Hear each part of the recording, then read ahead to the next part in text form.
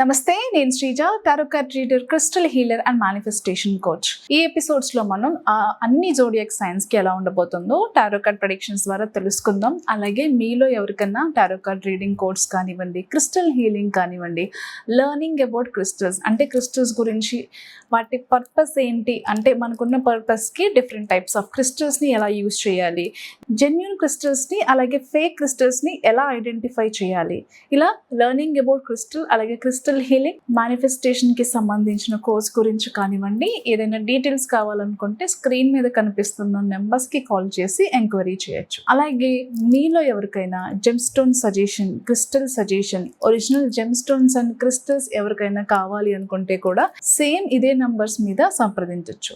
అంతేకాకుండా personal tarot card reading కోసం ఎవరికైనా ఇంట్రెస్ట్ ఉంటే, మీ పర్సనల్ టారో కార్డ్ రీడింగ్ చేయించుకోవాలి అని అనుకుంటే సేమ్ నెంబర్స్ మీద మీరు కాంటాక్ట్ చేయొచ్చు. అలాగే మీ వ్యక్తిగత జీవితానికి సంబంధించిన స్టోన్ అంటే క్రిస్టల్ సజెషన్ కోసం కానివ్వండి, టారో కార్డ్ పర్సనల్ రీడింగ్ కోసం కూడా మనం సర్వీసెస్ అనేవి స్టార్ట్ చేసాం. అగైన్ కొన్ని రీజన్స్ వల్ల మనం చేయలేకపోయాం. ఒక 1 year ప్రాపర్ వీడియోస్ అనేవి సరిగా రాలేకపోయాయి. బట్ ఇప్పటి నుంచి కూడా ప్రతిదీ మేనిఫెస్టేషన్ అయినా, టారో కార్డ్ రీడింగ్ అయినా, క్రిస్టల్స్ కోసమైనా మన ఛానల్లో ఎప్పటికప్పుడు లేటెస్ట్ వీడియోస్ అన్ని పోస్ట్ అవుతూ ఉంటాయి. లైక్ చేయండి, షేర్ చేయండి, కామెంట్ చేయండి, సబ్స్క్రైబ్ చేసుకోండి. కామెంట్ సెక్షన్ లో మీరు ఏదైనా విషయాన్ని తెలుసుకోవాలనుకున్నా, ఏదైనా స్టోన్ గురించి కానీ, మేనిఫెస్టేషన్ డీటెయిల్స్ కానివ్వండి, ఏదైనా సరే రిచువల్స్ కానివ్వండి, మనీకి సంబంధించి దేని గురించి అయినా సరే మీకు డౌట్స్ ఉంటే కూడా మీరు కామెంట్స్ రూపంలో నాకు తెలియజేయచ్చు. Thank you so much. కర్కాటక రాశి టారో కార్డ్ ప్రెడిక్షన్స్ చూద్దాము. కర్కాటక రాశికి సంబంధించి రిలేషన్షిప్ విషయంలో ఇంకా ఎన్ని రోజులు నేను భరించాలి, ఇంకా ఎన్ని రోజులు నేను ఈ రిలేషన్షిప్లో ఉండాలి, ఎంత అర్థం చేసుకొని ఉన్నా సరే ఇంకా ఇంకా ఇంకా టార్చర్ ఎక్కువ అవుతుంది. అర్థం చేసుకునే సిచ్యువేషన్స్ ఆ లిమిట్ దాటిపోయి కూడా నేను ఉన్నా సరే నన్ను ఇలా ట్రీట్ చేయడం, రెస్పెక్ట్ లేకపోవడం, ఇంపార్టెన్స్ లేకపోవడం, ప్రయారిటీ ఇవ్వకపోవడం, ఇలాంటివి తీసుకోలేక చాలామంది ఈ రిలేషన్షిప్లో ఉండాలా, దీన్ని బ్రేక్ చేసుకోవాలి. బ్రేక్ చేసుకుని ముందుకు వెళ్తే ఎలాంటి ఛాలెంజెస్ ఉంటాయి, ఇలా చాలామంది ఒక కన్ఫ్యూజన్లో ఉండటం. ఇన్ కేస్ ఇదే రిలేషన్షిప్లో ఉంటే ఒకవేళ ఇంకా ఛాన్స్ ఇద్దాం ఈ రిలేషన్షిప్లోనే, అంటే మేబీ పేరెంట్స్కో, సొసైటీకో, లేకపోతే పిల్లలు ఉన్నారనో చాలా రీజన్స్ వల్ల సరే సర్దుకుపోదాం, ఇంకా ఛాన్స్ ఇద్దాం అని చెప్పేసి ఇన్ కేస్ ఈ రిలేషన్లోనే ఇంకా కంటిన్యూ అయినా సరే, ఒకవేళ ఉండి కూడా వీళ్ళతో ఇలా కంటిన్యూ చేస్తే ఇంకా ఎలాంటి ఛాలెంజెస్ ఉంటాయి, ఉండగలుగుతామా, అసలు ఈ లైఫ్ లీడ్ చేయగలుగుతానా, ఇన్ కేస్ ఈ రిలేషన్ నుంచి బయటకు వచ్చేస్తే ఏం ఛాలెంజెస్ ఉంటాయి. ఇలా లైఫ్ అంతా కూడా రిలేషన్షిప్కి సంబంధించి ఎప్పుడైతే చాలా ఇయర్స్ నుంచి ఒక ప్రెషర్ ఫీల్ అవుతున్నారో, అలాగే అంతేకాకుండా ఇంటెన్షనల్గానే ఇక్కడ చూడాలి అని అనుకుంటే కొంతమంది జీవితాల్లో కొంతమంది ఇన్లాస్ కావచ్చు, లేకపోతే థర్డ్ పర్సన్ కావచ్చు, లేదా మెయిన్లీ మీ హస్బెండ్ వైఫ్ ఎవరో ఒకరు ఈ ప్రాబ్లం ఫేస్ చేస్తున్న వాళ్ళు ఎవరైతే ఉన్నారో వాళ్ళు మిమ్మల్ని ఇంటెన్షనల్గానే, అంటే వాళ్ళంతటా వాళ్ళు, అంటే మీ అంతటా మీరు వాళ్ళ లైఫ్ నుంచి వెళ్ళిపోయేలాగా మిమ్మల్ని ప్రొవోక్ చేయటం అన్నమాట.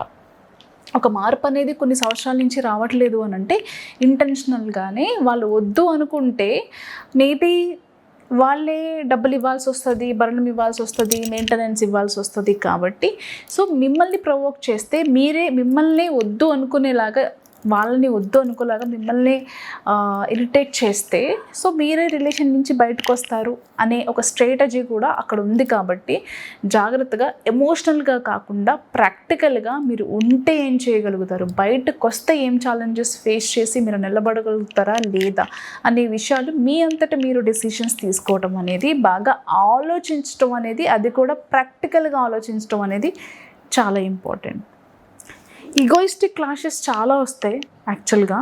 అండ్ ఇంకొక విషయం ఏంటంటే, మీరు పనిచేసే జాబ్లో కూడా ఇలానే ఇంటెన్షనల్గానే మిమ్మల్ని కొన్ని మాటలు అనడం, మిమ్మల్ని డౌన్ చేయడం, మీకు వచ్చిన ఆపర్చునిటీస్ని కూడా మీ వరకు రాకుండా చేసి వేరే వాళ్ళకి ఇచ్చేలాగానో వెళ్ళేలాగానో చేయటం లాంటివి కూడా మీ కళ్ళతో మీరు ఆల్రెడీ చూసుంటారు లేదా చూస్తారు. సో ఎక్కడో నన్ను టార్గెట్ చేశారు, కావాలనే టార్గెట్ చేశారు, ఎందుకు ఇలా చేస్తున్నారు అని చెప్పేసి మీలో మీరు చాలా కన్ఫ్యూజన్కి, ఒక బాధని కూడా మీరు ఫేస్ చేసే సిచ్యువేషన్స్ అనేవి ఉంటాయి. ఒక ఈగోయిస్టిక్ నేచర్ వల్ల మేబీ మీ బాస్ కావచ్చు, మీ ఇళ్ళల్లో కూడా 2 విషయాలుగా, అంటే జాబ్ చేసే వాళ్ళు కావచ్చు, రిలేషన్లో ఉన్న వాళ్ళు కావచ్చు, ఎవరైనా సరే ఇలాంటి సిచ్యువేషన్స్ ఏవైతే ఉన్నాయో కావాలనే టార్గెట్ చేయడం, ఇంటెన్షనల్గానే చేస్తున్నారు అనే విషయాలు అయితే మీకు లేట్ అయినా కొంచెం అర్థమయ్యే ఛాన్సెస్ ఉన్నాయి. సో ఈ 2 విషయాల్లో జాగ్రత్తగా ఉండండి. ఒకటి, రిలేషన్షిప్లో ఆల్రెడీ కొన్ని ఫ్లక్చువేషన్స్ ఫేస్ చేసేవాళ్ళు, జాబ్లో కూడా కొన్ని అప్ అండ్ డౌన్స్ ఆల్రెడీ చూస్తున్న వాళ్ళు జాగ్రత్తగా ఉండండి. ఇకపోతే బిజినెస్ చేసే వాళ్ళ విషయానికి వస్తే కనుక మీ బిజినెస్ చాలా బాగుంటుంది, కొత్త ప్రాజెక్ట్స్ వస్తాయి, చాలా హార్డ్ వర్క్ చేస్తారు, మీ హార్డ్ వర్క్కి తగ్గ రిజల్ట్ అయితే ఖచ్చితంగా మీకు అందుతుంది. అలాగే ఈ టైంలో మీరు చేసే ప్రమోషన్స్, మార్కెటింగ్ కానివ్వండి, ఆఫర్స్ కానివ్వండి, ప్రతి ఒక్కరిని బాగా అట్రాక్ట్ చేస్తాయి. అంటే ప్రతి ఒక్కరు కూడా మీ గురించి మాట్లాడుకుంటారు. మీరు ఇచ్చే ఆఫర్స్, మీ ప్రొడక్ట్ వాల్యూ, ప్రతిదీ కూడా మీకు ఒక గుర్తింపు తీసుకొస్తుంది. అలాగే విమెన్స్ కూడా మీరు ఏ బిజినెస్ చేస్తున్నా, జ్యువెలరీ, క్లాతింగ్, సెలూన్, ఇంకా ఏదైనా సరే, ఏ బిజినెస్లో మీరున్నది, రియల్ ఎస్టేట్ కావచ్చు, షేర్ మార్కెట్ కావచ్చు, ట్రేడింగ్ కావచ్చు, ఏదైనా సరే, టూర్స్ అండ్ ట్రావెల్స్ కావచ్చు, ఏ బిజినెస్ చేస్తున్నా సరే ఈ రాశికి సంబంధించిన ఎంటర్ప్రినర్స్, విమెన్స్ ఎవరైతే ఉన్నారో విమెన్ ఎంటర్ప్రినర్స్కి చాలా బాగుంటుంది మీ టైం అని చెప్పచ్చు.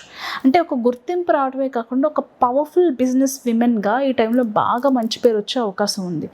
అలాగే ఏదైనా ప్రాపర్టీ, మీకు రావాల్సిన ప్రాపర్టీస్ ఏదైనా చిన్న చిన్న డిస్టర్బెన్సెస్ వల్ల, లేదా ఫ్యామిలీ ఇష్యూస్ వల్ల, కొన్ని డాక్యుమెంటేషన్స్ కరెక్ట్గా లేకనో, ఏదైనా ఒక ప్రాపర్టీ ఇష్యూ నడుస్తుంటే కనుక ఖచ్చితంగా ప్రాపర్టీని ఎలాంటి ఇష్యూస్ లేకుండా మీరు ఓన్ చేసుకోగలుగుతారు. ఇది ఒక మంచి విషయం అని చెప్పచ్చు.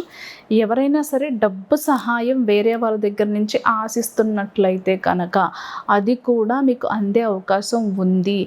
అంటే మనకున్న ఫ్రెండ్స్లో ఒక 20 మంది ఫ్రెండ్స్ ఉన్నా, 30 మంది ఫ్రెండ్స్ ఉన్నా, కొంతమంది మేబీ మోరల్గా సపోర్ట్ చేయొచ్చు, కొంతమంది ఫినాన్షియల్గా సపోర్ట్ చేయొచ్చు, కొంతమంది మోరల్ సపోర్ట్, ఫినాన్షియల్ సపోర్ట్ చేయకపోయినా ఎప్పుడూ కూడా నీతో ఉండి ఏదో రకంగా మిమ్మల్ని చూసుకునే వాళ్ళు కొంతమంది ఉంటారు. సో ఇప్పుడు ఏంటంటే ఫినాన్షియల్గా మీరు ఎవరితో అయితే మీ ప్రాబ్లం చెప్తే సాల్వ్ అవుతుందో కరెక్ట్గా అదే పర్సన్తో మీ బాధను చెప్పుకోవడం వల్ల మీకు ఖచ్చితంగా ఫినాన్షియల్ సపోర్ట్ అందే అవకాశం కనిపిస్తుంది. అంతేకాకుండా మీరు ప్రీవియస్లీ ఏదన్నా రాంగ్ ఇన్వెస్ట్మెంట్స్ చేసి మీరు మనీ స్ట్రక్ అయి ఉంటే ఆ మనీ వెనక్కి వస్తాయి. మీరు ఎవరైనా అడ్జస్ట్మెంట్కి డబ్బులు ఇచ్చి ఉంటే అవి కూడా వెనక్కి వస్తాయి.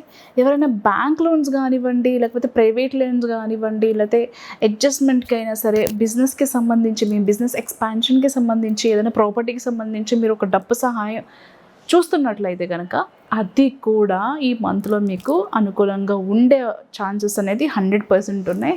All the best.